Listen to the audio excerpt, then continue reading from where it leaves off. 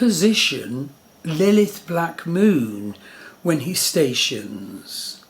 So we have at the beginning of the month Saturn at 6 Aquarius, Lilith at 8 degrees. Now Lilith black moon is derived from the position of the moon, and it represents what is stuffed down into our unconscious and our shadow. So Lilith in our birth chart is so important to understand, it really is. And it can tie in wonderfully. I've imported it, for example, into my Vedic divisional charts. Each Vedic divisional chart, or called a Varga chart, states something absolutely wonderful about our karmic purpose in this life, our emotionally based personality, you know, the different areas of our life. And knowing where Lilith comes in that is amazing. You know, for example, in the D2, the horror chart, Hora, and in the D60 chart, which is the chart stating the accumulation of all the karmas, good karmas and bad karmas, that we had accumulated at the moment of our death in the previous life. It's so worthwhile to go into these. I can cover these in a reading with you, and I certainly cover it in my astrology courses. So at this time, with Saturn opposite Lilith, we can absolutely be held by Saturn's stationary energy with the call, the opportunity to become more aware of what is in our unconscious and what is in our shadow. And Lilith, incidentally, includes also our wild side.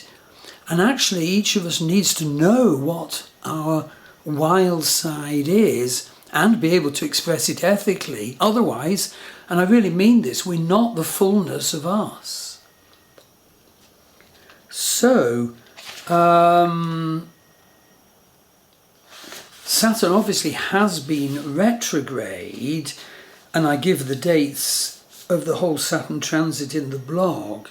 But during Saturn's retrograde, which ends on the 4th of November, he carves his karmic demands on us so very deeply. And at this time of Saturn retrograde, Saturn demands that we tie up all our loose ends. We'll feel great anxiety if we haven't tied up important loose ends, if we haven't finished important unfinished business. So check out, is there any business you need to wrap up now? Anything you need to complete? And then Saturn goes forward from November the 4th. And what will be required from us is a measure of discipline and structure and chosen focus.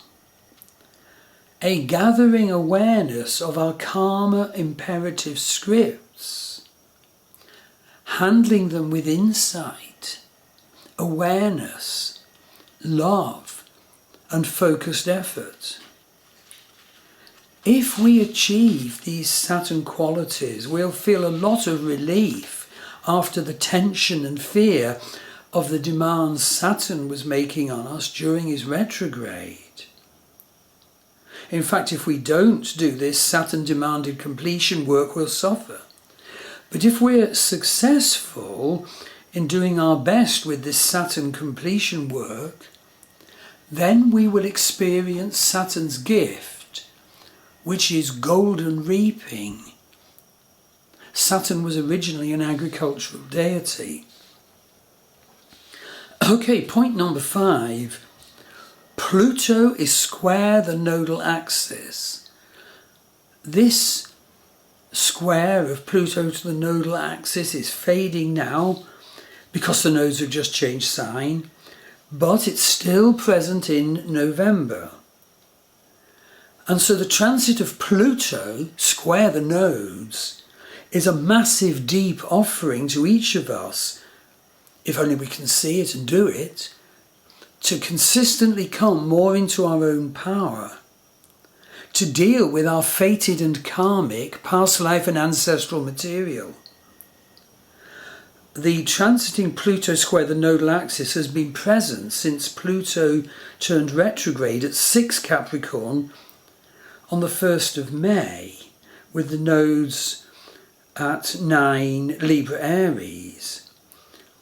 Now Pluto's at 4 Capricorn, but as I said, the nodes, well, they're at 29 Virgo Pisces. But still it is our chance to develop our awareness of our disempowerment issues and of the characteristics of me with the needed power, the rightful power. And again, quite often, I mean, you know, in the ancient Mesopotamians and Greeks did journeys to the abyss on this very issue of death and rebirth. You might even want to take oaths to hang on to your needed expression of power and freedom going forward. Okay, point number 6. There's a huge Libra emphasis part of November. Sun entered Libra on the 18th of October in its horrendous sharp conjunction with Ketu Mars.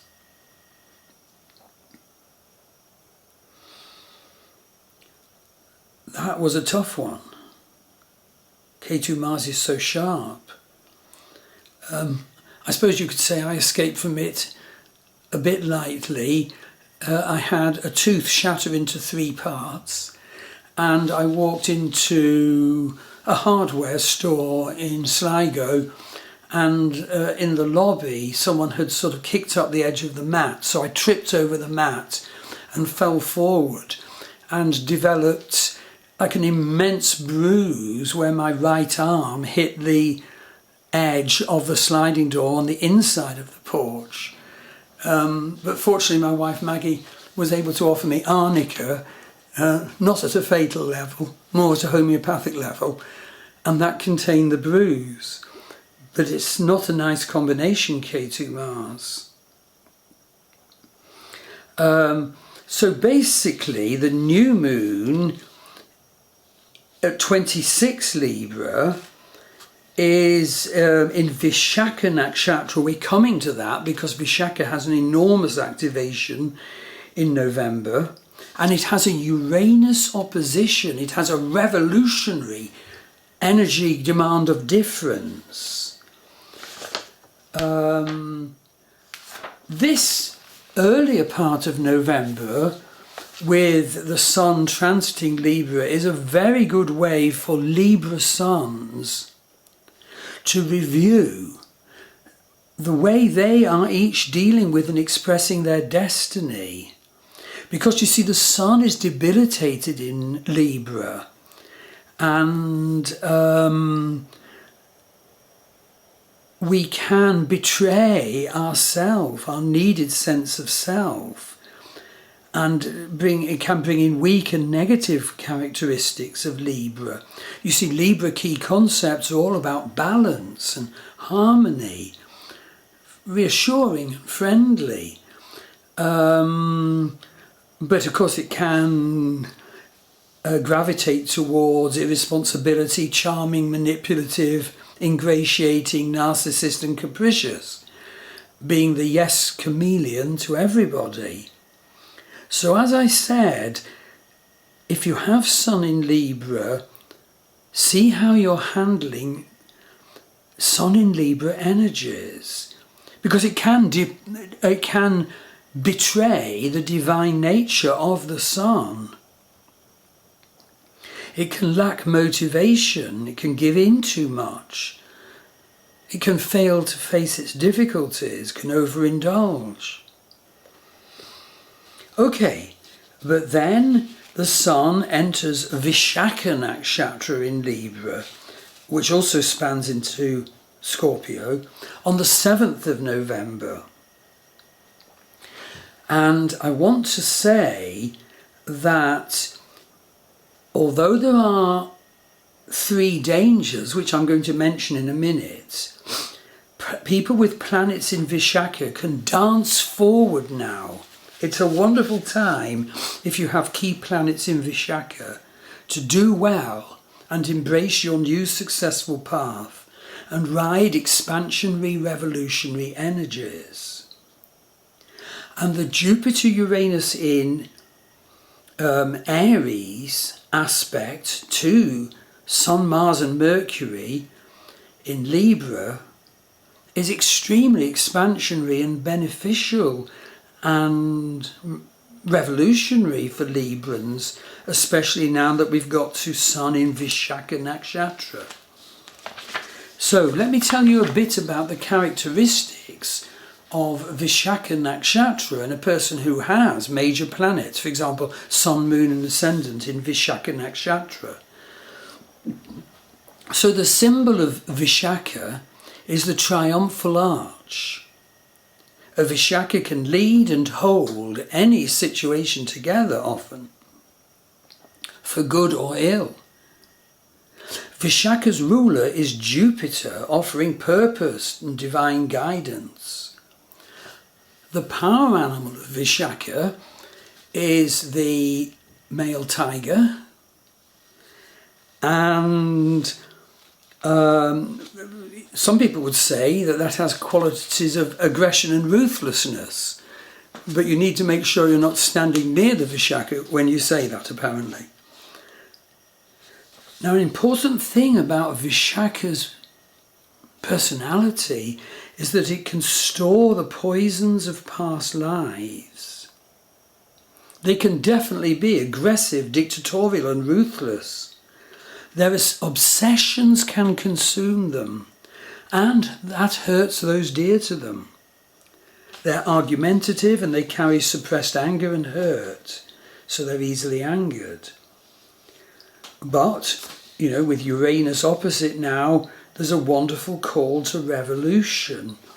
I think you can see from this what a wonderful guide the 27 nakshatras, the 27 lunar signs of Vedic astrology are to understanding your emotionally based personality, your spiritual unfoldment and destiny, and your relationship scripts.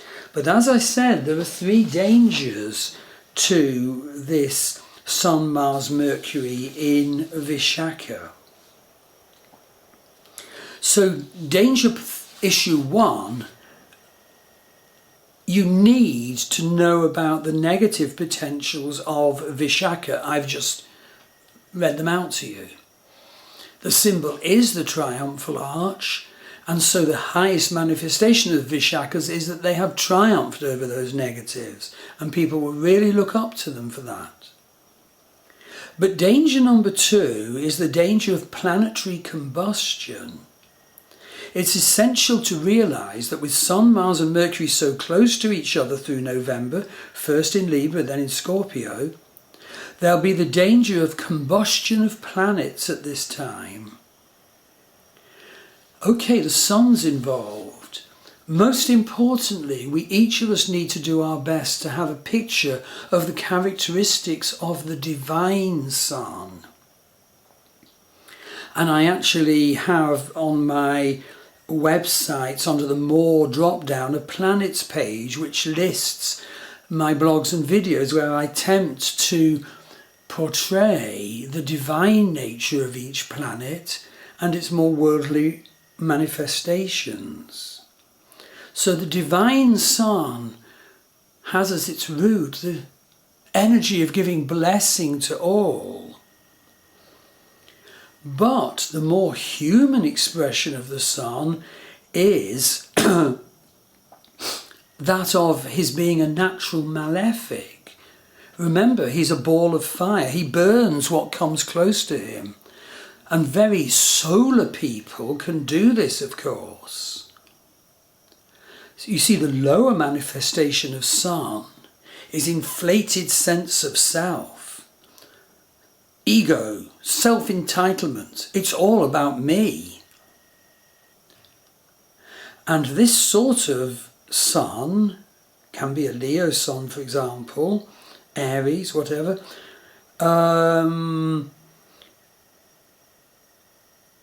is very me first.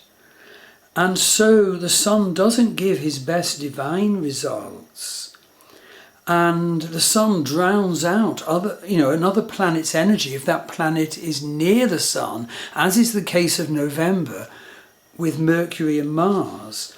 So imagine, if you like, that the sun dries up the energies of the nearby planet and actually takes on the abilities of the nearby planet. And so it's important to realise that sun, for example, if it's in your birth chart and has a combust, will actually be tinged with the abilities of the planet he's combust. Now that has a big negative effect on the expression of the nearby planet. So a combust Mercury at this time of November, for example, and at any time, can hurt others with their speech and not even be aware of it. They can just lie habitually if they consider it's necessary for their own needs. And in the case of a combust Mars, well, you see, Mars is about our personal vitality, our physical aggression, our competitiveness, our confidence, fighting for what we need. Now, Mars and Sun are friends, but when Mars is super close to the Sun, as happens a lot in November, then the person can be so frustrated that the Sun is crushing their Mars, and that can make them aggressive and frustrated. They can come out with outbursts of anger from the very beginning of November. And I mentioned, as it were, danger 3, see the blog post. There's a wonderful technique called L'agitadiyavashtas, which enables us to quantify how planets treat each other. And so I'll just mention to you as an example, on the 7th of November, the day the Sun joins Mars and Mercury in Vishaka, well, by Rashi Avashtas, Mars has a raw score of 386 strength points. But the completely adjacent Sun inflicts 445 negative points, trashing Mars to minus 76. This will cause anger and rage because Mars simply cannot express his nature properly. So Sun enters Vishaka on the 7th of November, Mars enters Vishaka on the 2nd.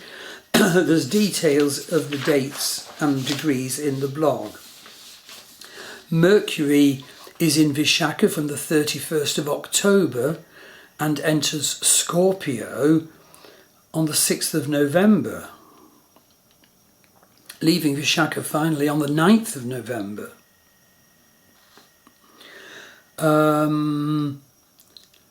So the next point is there's a huge Scorpio emphasis which takes over the Libra emphasis I've been talking about.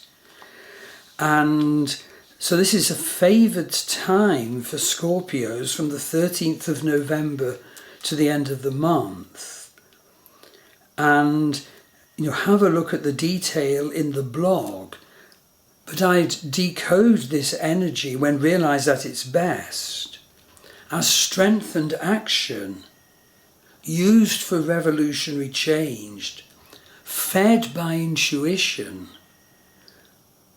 and with a balance of experiencing and expressing power with disciplined chosen structures and limits, but a need to be very much aware of impulses of anger and violence and frustration.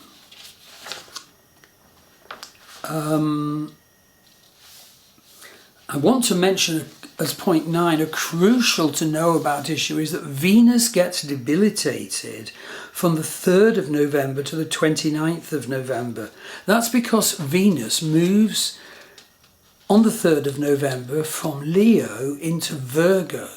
And Virgo is Venus's sign of debilitation.